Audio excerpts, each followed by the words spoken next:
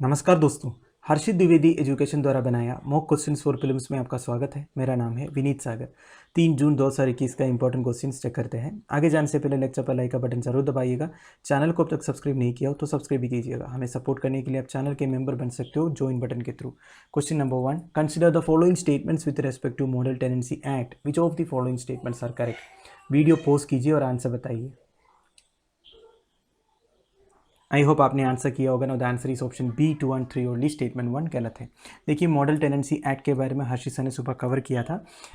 देखिए, इंडिया में ऐसे कई लोग हैं जो रेंट पे रह रहे हैं। बेसिकली जो मेट्रोपॉलिटन सिटीज़ वगैरह है उधर सबसे ज़्यादा ये मिलेगा, पर अर्बन एरियाज़ में बेसिकली आपको ये काफ़ी सारे लोग ऐसा है जो जॉब के लिए अर्बन एरियाज़ में जाते हैं, वो रेंट पे रहते हैं। तो ये टेनेंट एंड ओनर के बीच में जो रिलेशनशिप है वो काफ़ी ख़राब रहते हैं। मैक्सिमम केसेस में काफ़ी सारे प्रॉब्लम्स होता है।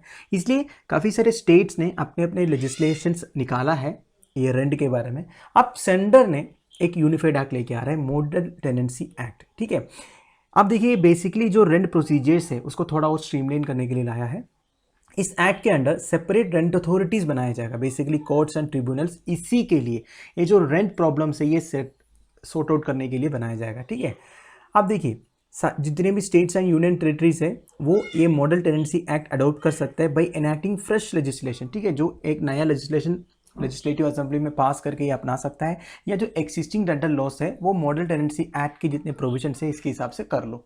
ये दो ऑप्शन दिया गया। ठीक है, under the act return agreement is a must. जो रिटर्न एग्रीमेंट लिखता है जब हम कोई घर पे रेंट पे रहना शुरू करते हैं तो ओनर एंड टेनेंट के बीच में एक एग्रीमेंट साइन होता है, ये मस्ट हो गया, एक मैंडेटरी रिक्वायरमेंट हो गया इस एक्ट के अंदर। ठीक है, this will be applicable prospectively and will not affect the existing tenancies. जो ऑलरेडी रह रहा है, ठीक है, अभी मान लो किसी ओनर या टेनेंट के बीच में एक एग्रीमेंट 1 महीने पहले ही साइन हो गया है तो उनके लिए एप्लीकेबल नहीं होगा। जब वो नया कोई घर, अभी ये एक्ट पास होने के बाद नया कोई घर लेगा तो उनके लिए एप्लीकेबल होगा ये मॉडल टेनेंसी एक्ट जो है। ठीक है, अभी जो रह रहे हैं उनके लिए माफ़ी है।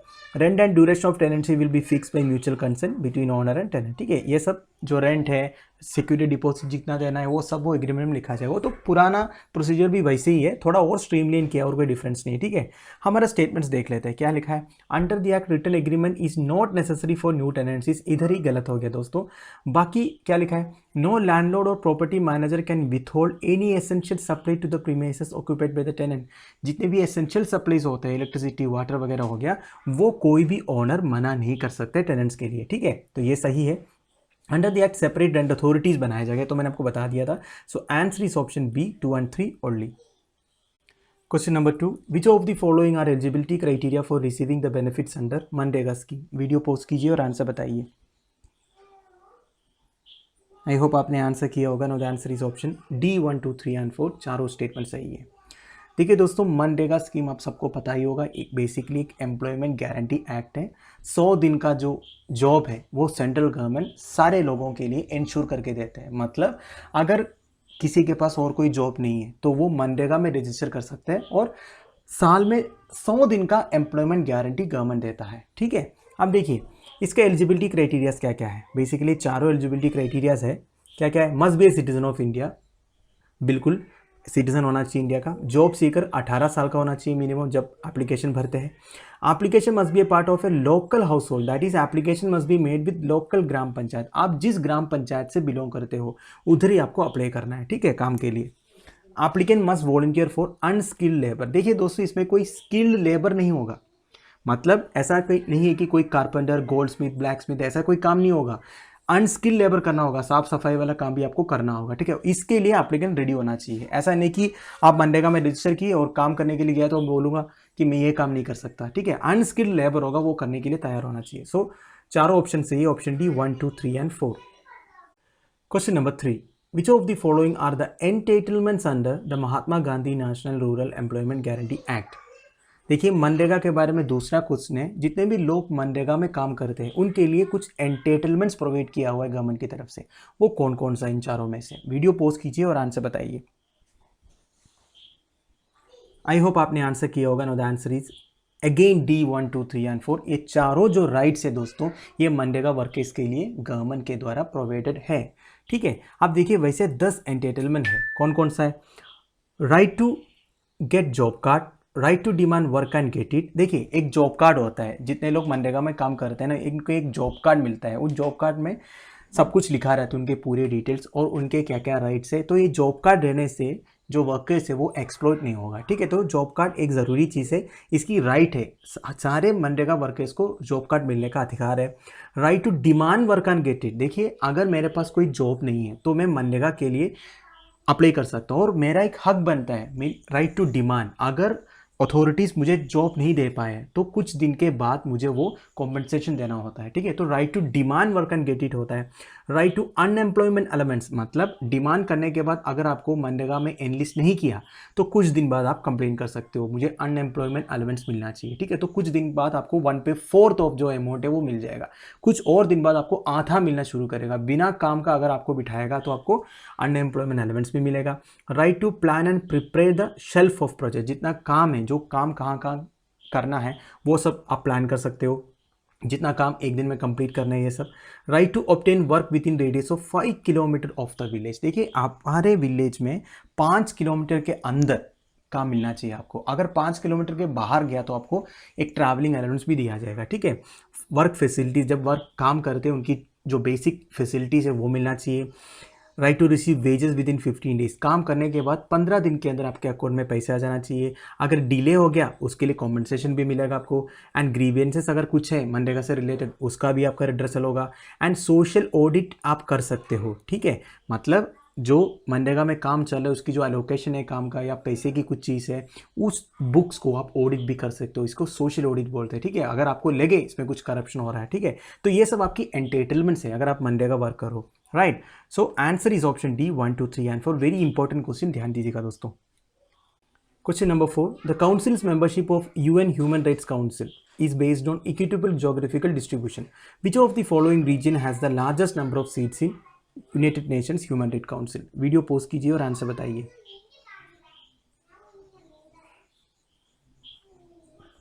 आई होप आपने आंसर किया होगा। No the answer is option A, African states. देखिए दोस्तों मैंने आपको क्वेश्चन में यह बोला कि इक्विटेबल ज्योग्राफिकल डिस्ट्रीब्यूशन है। वैसे United nation human Rights council में इक्विटेबल डिस्ट्रीब्यूशन ही है। अफ्रीकन स्टेट से 13 है, 13 स्टेट्स होना चाहिए अफ्रीकन कॉन्टिनेंट में से। एशिया पैसिफिक स्टेट से 13 सीट्स, तो एशियन स्टेट्स नहीं है, Asian Pacific, Asia Pacific region में जो एशियन कंट्रीज नहीं भी होगा, जो एशियन पैसिफिक स्टेट से 13 सीट्स है, मतलब जो ऑस्ट्रेलिया न्यूजीलैंड वगैरह पैसिफिक एरिया में आएगा ना। Latin American and Caribbean state से 8 है, ठीक है। लैटिन अमेरिकन मतलब जो साउथ अमेरिकन कॉन्टिनेंट में जितने स्टेट्स हैं, एंड करीबियन स्टेट्स, करीबियन मतलब north America and south America के बीच में जो करीबियन ओशन है उसमें जितने आइलैंड कंट्रीज वगैरह है वो उधर से 8 है। Western European and other state से 7 है, ईस्टर्न यूरोपियन में से 6 है। तो आपको इसमें से ये पता चल रहा है अफ्रीकन कॉन्टिनेंट एक ऐसा सिंगल कॉन्टिनेंट है जहाँ से 13 सेट्स हो जाएगा। एशिया पैसिफिक से मिला हुआ है, लैटिन अमेरिका कैरिबियन से मिला हुआ है, ठीक है। तो एक सिंगल एंटिटी इधर अफ्रीकन स्टेट्स बनता है। अफ्रीकन कॉन्टिनेंट में से सबसे लार्जेस्ट आप बोल सकते हो 13 कंट्रीज आ जाएगा। Total 47 United nation member states है इसमें ये। और एक इंपॉर्टेंट चीज़ ये है दोस्तों, members of the council serve for a period of 3 years and not eligible for immediate re election after serving 2 consecutive terms, ठीक है। 3 साल के लिए मेंबरशिप होता है, मतलब 6 साल तक आप United nation human Rights council का मेंबर रह सकते हो। इसके बाद 3 साल आपको छोड़ना पड़ेगा, आप इमीडिएट री इलेक्शन नहीं हो सकते 2 बार अगर आप कॉन्सिक्यूटिव हो गया तो, ठीक है। फिर 3 साल वेट करके फिर से इलेक्ट होना पड़ेगा। आप देखिए इस क्वेश्चन में जितना मैंने ऑप्शंस लिखा है ना दोस्तों, इसमें अफ्रीकन स्टेट्स ही सही बन जाएगा, क्योंकि एशियन स्टेट्स अकेला नहीं है, एशिया पैसिफिक है। कैरिबियन स्टेट्स अकेला नहीं है, कैरिबियन स्टेट्स के साथ लैटिन अमेरिका भी है, लैटिन अमेरिका भी अकेला नहीं, इसके साथ कैरिबियन आ जाएगा। So the single right answer is African states. Question number 5, consider the following statements with respect to United Nations General Assembly which are correct. Video post कीजिए और आंसर बताइए। आई होप आपने आंसर किया होगा। No the answer is option A 1 and 3 only. Statement 2 गलत है। देखिए United Nations General assembly, United Nations का एक सबसे बड़ा बॉडी आप बोल सकते हो। जितने मेंबर्स है यूनाइटेड नेशंस का वो सारे जनरल असेंबली का भी मेंबर है। इसको कभी कभी पार्लियामेंट ऑफ द वर्ल्ड भी बोलते हैं। इसमें एक प्रेसिडेंट रहता है, वो 1 साल के लिए चुना जाता है। देखिए इसलिए न्यूज़ में आया था अभी यूनाइटेड नेशंस जनरल असेंबली का सेशन शुरू होने वाला है कुछ ही महीनों में, तो नया प्रेसिडेंट सेलेक्ट होने वाला है। तो इंडिया मालदीव्स को सपोर्ट कर रहा है करके आज एक न्यूज़ आया था, राइट। तो यूनाइटेड नेशंस जनरल असेंबली वैसे भी एक इंपॉर्टेंट टॉपिक है, तो हमारी एग्जामिनेशन पर्सपेक्टिव में भी इंपॉर्टेंट है, ठीक है। तो प्रेसिडेंट का जो टर्म होता है 1 साल का होता है, ध्यान दीजिएगा, ठीक है। यूनाइटेड नेशन जनरल असेंबली के जो मेंबर्स, इनके पास कोई वीटो पावर नहीं होता। जैसे सिक्योरिटी काउंसिल में जो 5 परमानेंट मेंबर्स इनके पास वीटो पावर होता है, वैसे यूनाइटेड नेशन जनरल असेंबली के जितने मेंबर हैं, जितने मेंबर मतलब सारे कंट्रीज आ जाएंगे, इसमें कोई वीटो पावर नहीं होता है, ध्यान दीजिएगा, ठीक है। Decisions are taken by voting, वो तो आपको पता ही है, जितने डिसीजंस लेना होता है जो एक सोशल कॉज का होता है, मतलब ये सारे कंट्रीज को अफेक्ट करने वाला कोई भी एक डिसीजन है, इंटरनेशनल डिसीजंस वगैरह वोटिंग से होता है उधर, ठीक है। Each member has 1 vote. 1953 में इंडिया से Vijaya Lakshmi Pandit became the 8th president of UNGA, ठीक है। इंडिया से एक ही बार प्रेसिडेंट बनी है, वो विजय लक्ष्मी पंडित 1953 में, जो जवाहरलाल नेहरू जी की सिस्टर है। अब देखिए स्टेटमेंट में क्या क्या लिखा है, all the members of UN are represented in United Nations General Assembly, बिल्कुल सही। UNG is headed by its president, very correct, who is elected for a term of 3 years, गलत है दोस्तों। वैसे United Nations Human Rights Council, मैंने आपको पिछले question में बताया था, उनका जो टर्म है वो 3 साल का होता है, कंफ्यूज मत हो जाएगा, ठीक है। कभी 1 साल, कभी 2 साल, कभी 3 साल। वैसे जो नॉन परमानेंट मेंबर्स होता है यूनाइटेड नेशन सिक्योरिटी काउंसिल का, जो 10 रहते हैं, उनका तो टेन्यूर 2 साल का है, ठीक है। तो ये अलग अलग है, ध्यान दीजिएगा। विजय लक्ष्मी पंडित के बारे में लिखा है, ये भी सही है। तो answer is option A 1 and 3 only.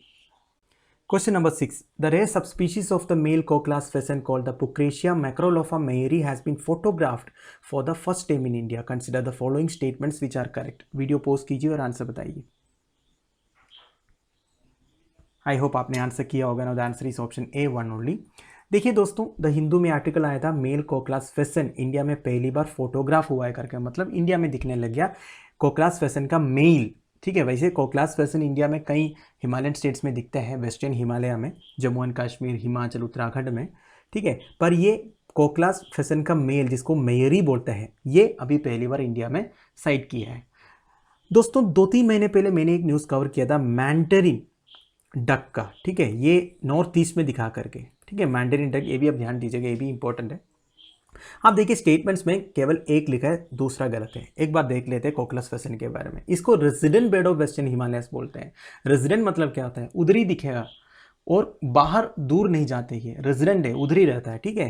They are not known for migration, मतलब ज़्यादा माइग्रेट नहीं करते, इसलिए इसको रेजिडेंट बर्ड बोलते हैं, रेजिडेंट बर्ड बोलते हैं। वेस्टर्न हिमालयस में जहाँ ये दिखता है वही आपको हमेशा मिलेगा।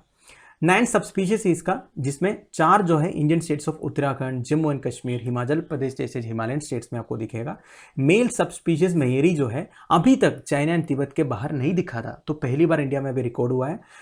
Bed has a distinctive golden ring and it's emerald green head distinguishes it from the female. ये मेल फीमेल का डिफरेंस बताया जा रहा है, इतना डीप जाने की कोई ज़रूरत नहीं है, पर आपको ये ज़रूर मालूम होना चाहिए कि कोक्लास फेसेंट क्या है, ये कहाँ दिखता है, ठीक है, इसकी कंजर्वेशन स्टेटस क्या क्या है, ये सब, ठीक है।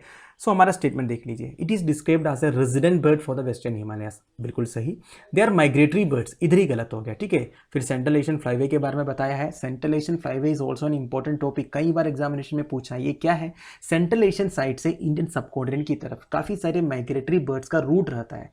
वैसे ओनली सेंट्रल एशियन हाईवे ही नहीं, पैसिफिक हाईवे भी होता है हमारा, मतलब सेंट्रल एशियन हाईवे का जो थोड़ा सा राइट की तरफ जाओगे, मतलब ऑस्ट्रेलिया, उस लेवल में भी एक फ्लाईवे रहता है माइग्रेटरी बर्ड्स का। पर जो इंडियन सबकॉन्टिनेंट में जो फ्लाईवे है, इसको सेंट्रल एशियन फ्लाईवे बोलते हैं, ठीक है। काफ़ी सारे माइग्रेटरी बर्ड्स जो है इस फ्लाईवे को फॉलो करते हुए इंडिया आता है। इंडिया में जितने वेटलैंड्स है उधर ब्रीडिंग के लिए, नेस्टिंग के लिए वगैरह आता है, ठीक है। उनका एक रेस्टिंग प्लेस है, काफ़ी सारे बर्ड सैंक्चुरीज जो इंडिया में है, ठीक है। तो ये सेंट्रल एशियन फ्लाईवे पूरा इंडियन सबकॉन्टिनेंट कवर हो जाता है। वैसे स्टेटमेंट तो गलत इसमें लिख दिया, ये माइग्रेटरी बर्ड्स है, क्योंकि ये रेजिडेंट बर्ड है तो माइग्रेट नहीं हो सकता। सो answer is option A 1 only. तो दोस्तों हमारा डेली 5 मॉक क्वेश्चन इधर खत्म हो रहा है। कल एक क्वेश्चन पूछा था, विच one of the following factors is responsible for change in regular direction of ocean currents in Indian ocean. ये यूपीएससी 1997 के प्रीलिम्स में पूछा गया था। देखिए दोस्तों 1997 मतलब काफ़ी साल पुराने क्वेश्चन है, कम से कम 24 साल पुराने क्वेश्चन है। तब के यूपीएससी सिविल सर्विसेज एग्जामिनेशन कुछ अलग ही होता था। आज के जैसे इंटरनेट, मोबाइल, इतने सारे इंफॉर्मेशन, स्टडी मटेरियल वगैरह होता नहीं था, तब इतने स्टैंडर्ड के क्वेश्चन पूछते थे, ठीक है। तो देखिए इसका आंसर क्या है, बेसिकली ऑप्शन बी हो जाएगा। Indian ocean has monsoon drift. देखिए इंडियन ओशन में मानसून ड्रिफ्ट होता है, इसलिए इंडियन ओशन में जो करंट्स है, ओशन करंट्स का डायरेक्शन साल में 2 बार चेंज होता है। साउथ वेस्ट मानसून वगैरह आपको पता ही है, ठीक है। तो ये जो दूसरा ऑप्शन है बी, ये सही हो जाता है इधर। आज का क्वेश्चन देख लीजिए, ये यूपीएससी 1998 में पूछा गया था, ये भी काफी पुराना क्वेश्चन है पर हिस्ट्री से रिलेटेड है। Which one of the following ancient Indian records is the earliest royal order to preserve food grains to be utilised during the crisis in the country. जिसने एनसीईआरटी ठीक से पढ़ा होगा वो आराम से आंसर दे पाएंगे। इस क्वेश्चन का आंसर आप मुझे कमेंट बॉक्स में बता दीजिएगा। तो दोस्तों ये वीडियो मैं इधर फिनिश कर रहा हूँ। आई होप आप लोगों को कुछ सीखने को मिला होगा। लेक्चर की पीडीएफ एज यूजुअल आपको टेलीग्राम चैनल में मिल जाएगा, जिसका लिंक नीचे प्रोवाइडेड है। वैसे दोस्तों harshitdivedi education.com आप ब्राउज करके देख लीजिए। इसमें हम हर दिन का जितने इंपॉर्टेंट करंट अफेयर्स है, आपके मेंस की पर्सपेक्टिव में जितने इन्फॉर्मेशन आपको चाहिए एक आर्टिकल के बारे में, काफ़ी होलिस्टिकली हम कवर करते हैं। 9-10 आर्टिकल्स आपको मिल जाएगा हर दिन शाम को। आप एक बार हर्षित द्विवेदी एजुकेशन देख लीजिए, उसमें आपको काफ़ी आर्टिकल्स मिल जाएगा, आप पढ़ सकते हो, ठीक है। धीरे धीरे हम और भी डिटेल्ड आर्टिकल्स डालने की कोशिश करेंगे। तो thank you for watching, bye bye, have a nice day.